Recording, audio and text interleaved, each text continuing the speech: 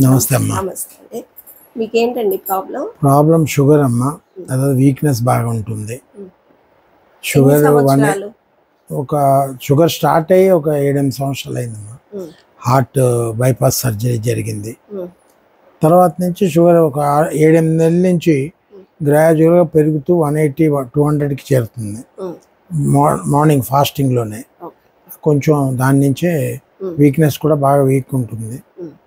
దాని గురించి మెడిసిన్ వేసినా మీకు ఆ వీక్నెస్ ఉంటుంది, షుగర్ లెవెల్స్ కూడా అలాగే. ఇప్పుడు నా దగ్గర ఈ రోజు కాకుండా ఇంతకు ముందు ఎన్నిసార్లు తీసుకున్నారు ట్రీట్మెంట్? రెండమ్మా, ఇది మూడో సిట్టింగ్. ఇప్పుడు మీరు హైదరాబాద్ లో ఉంటారు కదా? హైదరాబాద్ అమ్మా. సరే అండి.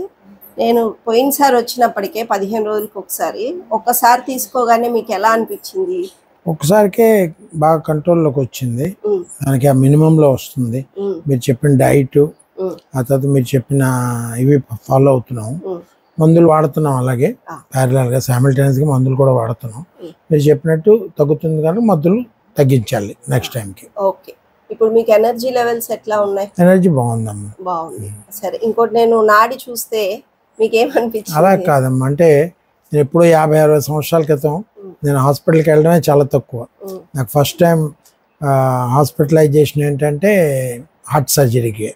అంతకుముందు ఎప్పుడు హాస్పిటల్కి వెళ్ళలేదు, కానీ జనరల్గా నేను తీసుకుని వెళ్తే ఎవరినైనా చూడడం ఇప్పుడు నేను 50-60 సంవత్సరాల క్రితం చూశాను.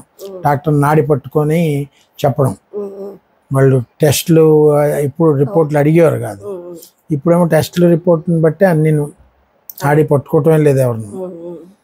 నాడి పట్టుకొని మీరు మా అనారోగ్యం ఏంటి అనేది తెలుసుకుంటున్నారంటేనే అవగాహన అర్థమవుతుంది. మీరు ఎంతవరకు దాని నిష్ణాతులని మాకు తెలుస్తుంది.